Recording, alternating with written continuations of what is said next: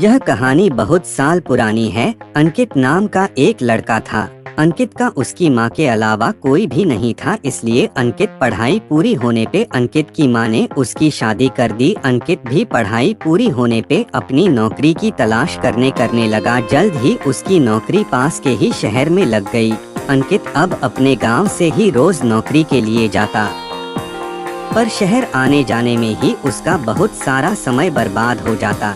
इसलिए उसने अपने परिवार के साथ शहर में ही किराए के मकान में रहने का फैसला किया। जल्दी ही उसे एक किराए का घर मिल गया। अंकित की माँ और उसकी बीवी को भी वो घर पसंद आया, इसलिए दूसरे ही दिन वो लोग वहाँ शिफ्ट हो गए। उस घर में कुछ दिन तो सब नॉर्मल चला, पर एक दिन सुबह जब अंकित ऑफिस गया, उसकी बीवी किचन में काम कर रही थी तो उसके सामने से एक औरत तेजी से गुजरी।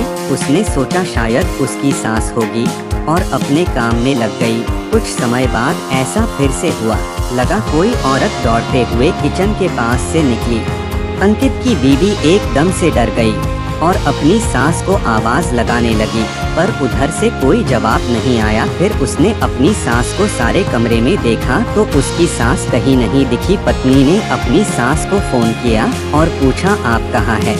उसकी सास ने जवाब दिया, मैं तो सुबह ही मंदिर आ गई थी, बस थोड़े ही देर में घर पहुंचने वाली हूँ। रात के समय अंकित की पत्नी ने इस घटना के बारे में अंकित को बताया। अंकित ने पत्नी का वहम समझ के इस बात पे ज्यादा ध्यान नहीं दिया। अगले दिन फिर से ऐसा हुआ तो उसकी पत्नी बिना खाना बनाए ही किचन से बाहर निकल गई।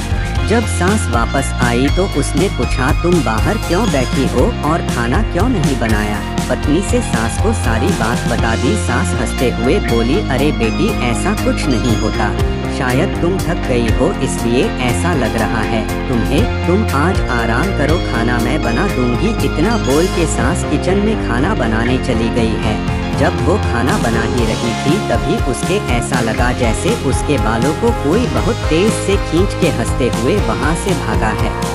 अब उसकी सास भी बहुत घबरा गई और उसने अंकित को फोन करके सारी बातें बताई।